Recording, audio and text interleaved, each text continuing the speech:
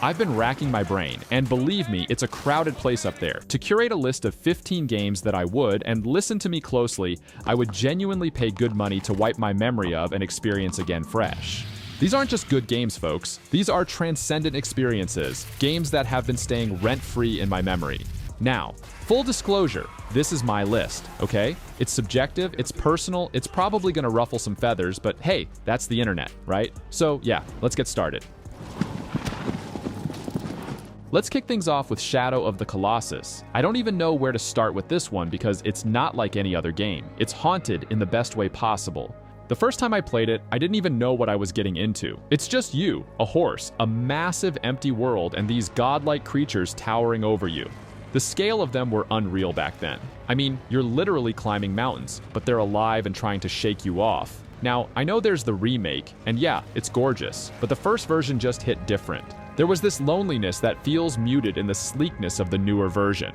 The original felt raw, like your only constant companion is aggro, and the rest is this eerie silence that creeps into you. I tried replaying it, but knowing what's coming takes away the magic. That feeling of curiosity every time a Colossus shows up, it's priceless. The twist during the first round is perfect. I'd honestly hand over my wallet right now if I could feel that sense of awe all over again. Even the clunky controls somehow added character. Like, they weren't perfect, but neither was the world. A messy kind of masterpiece that sticks with you. Next up is the original The Last of Us, the one that was initially released for PS3. For this one, let's talk emotional devastation, because seriously, I wasn't ready. Nobody is ready. It's not just the story, it's the weight of it. Everything in that game feels designed to make you feel something, not just the big moments. I mean, yeah, those first 20 minutes are seared into my brain forever, but even the little things. Joel's gruff sighs, Ellie's little jokes, the way you feel safe and terrified at the same time. The first time I played it, I couldn't put it down. It's like this perfect combination of fear and hope wrapped in a human survival story that feels too real. And yeah, you can replay it, but there's no recreating how it completely shatters you when the credits roll the first time. If there's just a way to unknow the whole story just to feel that gut punch ending again, I'd do it. The way they tied everything back together, the giraffes, the emotional beats. It's perfect in a deeply painful way. If someone's never played it, they're lucky. They're so lucky.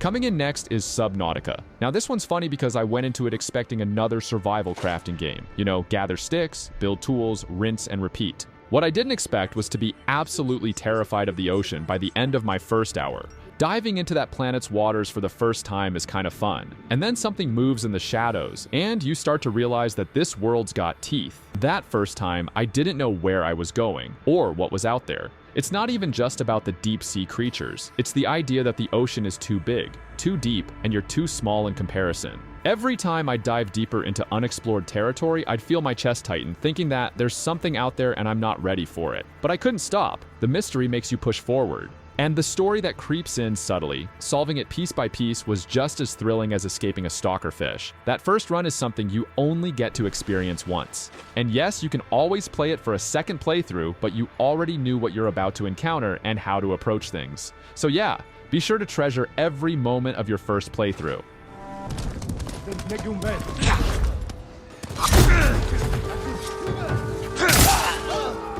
Next on the list is Ghost of Tsushima. You know, I'm always torn when it comes to picking between Ghost of Tsushima and Sekiro. Both are brilliant. And yeah, Sekiro hits that gameplay sweet spot with the precision and intensity, but when you pull everything else into the mix, Ghost of Tsushima just nudges out ahead for me. There's something about Jin's journey that sticks. The way his loyalty to his honor as a samurai gets all tangled up with his love for his people. It's emotional, it's complicated, and it feels so human.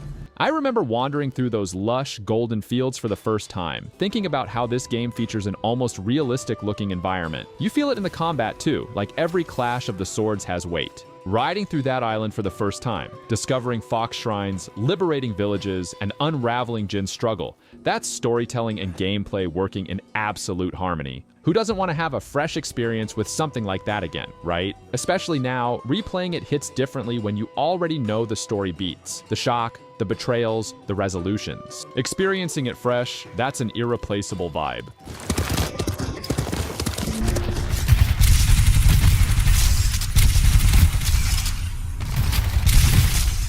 Another one is the campaign in Titanfall 2.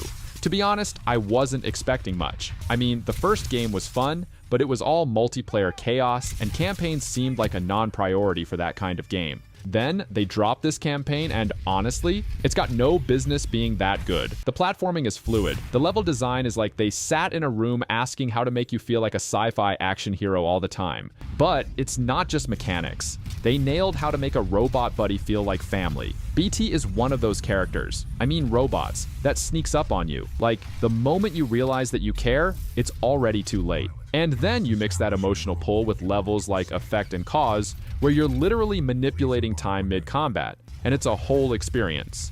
Though this campaign is kind of short for me, I think this is one of the most unforgettable video game campaigns that I played.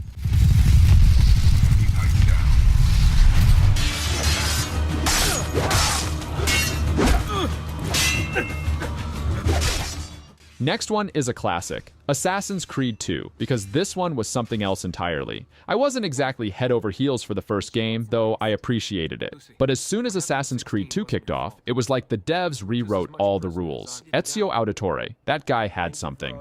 You first meet him as this brash, carefree dude, and then everything just falls apart for him. Watching him grow into this layered, vengeful yet noble assassin was like watching a great TV show with you in the driver's seat. It's funny, even though the rooftop parkour and combat felt groundbreaking back then, the thing that sticks with me most now is how personal the story was. The weight of Ezio's loss, his journey for revenge, and that ending where everything wraps up just enough to leave you hungry for more. After finishing it, I literally restarted the first game just to see how the two stories connected. That's the kind of impact it left. Experiencing it for the first time again today would be just as monumental, especially if you've never played it before.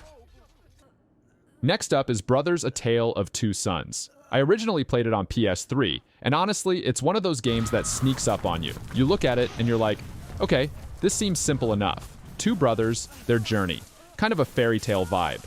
But then it gets you. It's the kind of game where you sit back at the end and realize it wasn't about just playing through a story, it was about connection.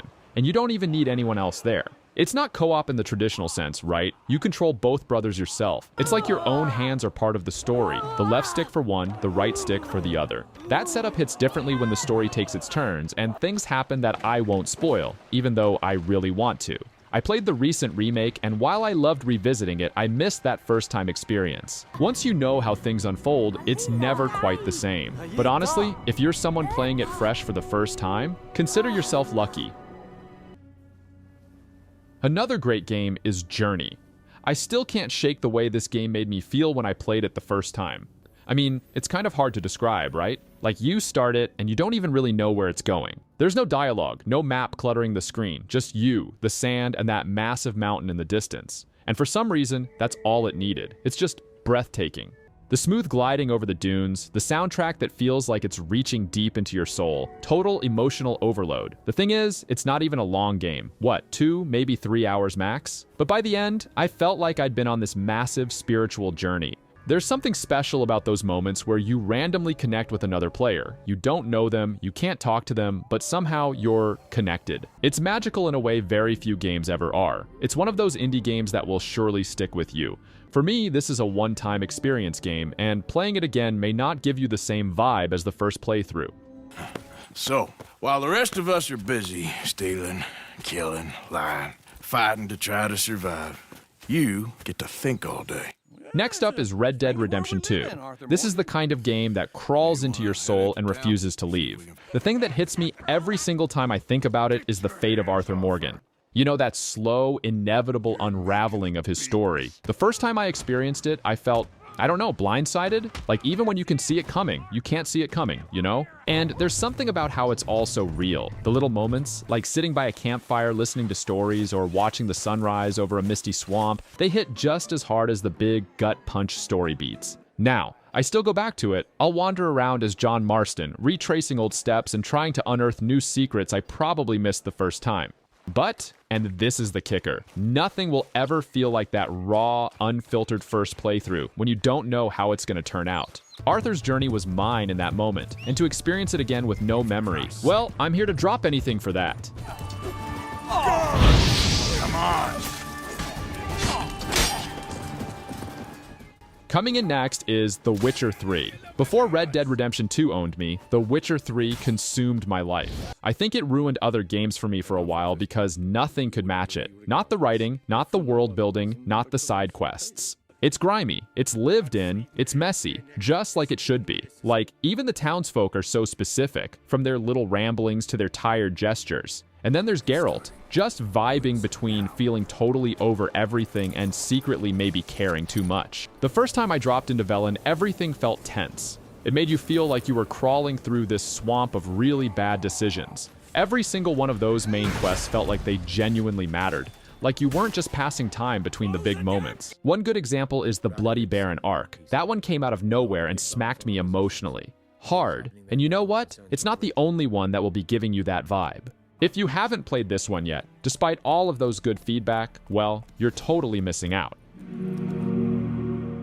Outer Wilds is another game that caught me off guard. There's literally no way to truly explain what makes this one so special without spoiling the magic. But I'll say this, it's the purest sense of discovery I've ever had in a game. That first time playing, you're looking up at the stars, hopping in your weird little spaceship with no clue about, well, anything, and it feels like diving headfirst into the unknown. No tutorial handholding, no arrows telling you where to go. Just you, your curiosity, and this wonderfully quirky solar system full of secrets. And the thing is, the stakes don't even click at first.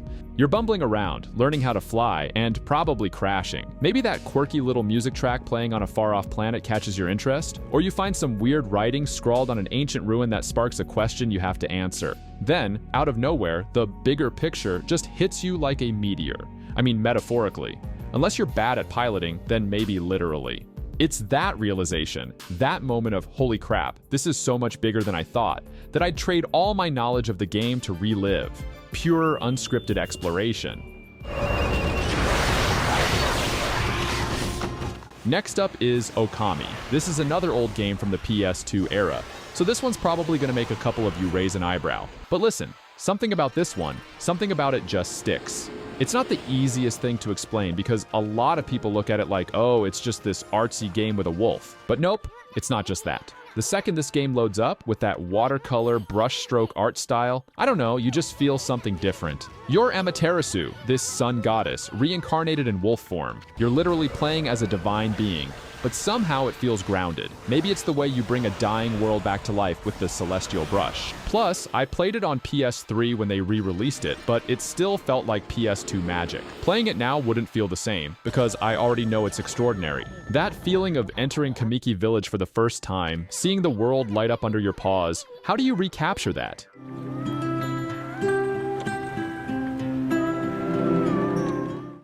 Next on the list is Spiritfarer.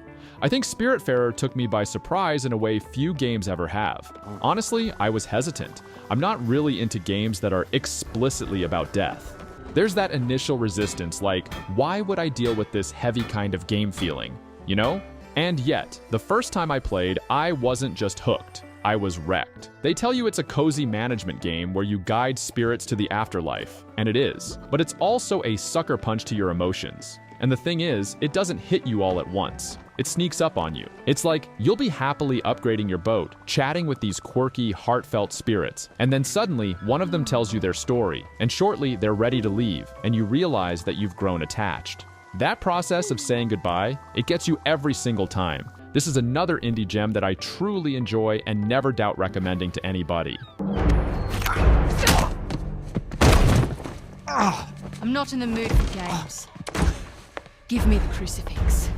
Next up is the conclusion of Drake's adventure in Uncharted 4: A Thief's End. I've been with Nathan Drake since day one, climbing cliffs that had no business being climbable and barely surviving explosions that should have turned him into dust. Now, here's the thing. I thought I'd seen it all by the time this game rolled around. Treasure hunts, double crosses, near-death escapes, it's pure chaos every time. And yet, this one wasn't just a spectacle or a thrill ride. It was something deeper. By the time I got to that final stretch, it hit me. This wasn't just another find the shiny artifact and punch the bad dudes story anymore. This was about Nathan. Not Nathan, the treasure-hunting adrenaline junkie, but Nathan, the person. Stepping into his shoes here felt so different, so personal. The game made me feel the weight of every decision he made, every punch he threw, every bond he tried to protect. His whole arc wrapped up in a way that made me sit there, controller in hand, just staring at the screen while the credits rolled, thinking, this is how a game should be. Let's get these back to the train. And last but not least, we have NieR Automata. This game didn't just mess with my emotions, it kind of messed with my brain too. Going in, I thought I was signing up for some flashy android combat and haunting music, and to be fair, you do get that. But as I dug deeper, the whole thing turned into this existential rabbit hole that I wasn't even remotely prepared for. I remember thinking that this was just some epic action-adventure game, but I was wrong. What stuck with me wasn't just how beautiful that world was, or how devastating the music made me feel during boss fights. It was the way the game made me question everything. Human purpose, identity, choice, and even death. And when I hit that final ending, the ending, you know the one if you already played it. Well, it wasn't just about me. It was about all the decisions I'd made, the sacrifices the game made me make. Yeah, you can still replay it since the game has multiple endings, 26 endings to be exact. But getting your very first ending on your first playthrough is something else. At least that's how I felt after I got all the other endings. There's something different about it, something unique. So yeah, this is one of the must-play games that I recommend from this list alone. It's not just a good game, it's really a good game. And there you have it, folks. If you enjoyed this video, please consider liking and subscribing to my channel. Thank you for sticking until the end, and I'll see you in the next one.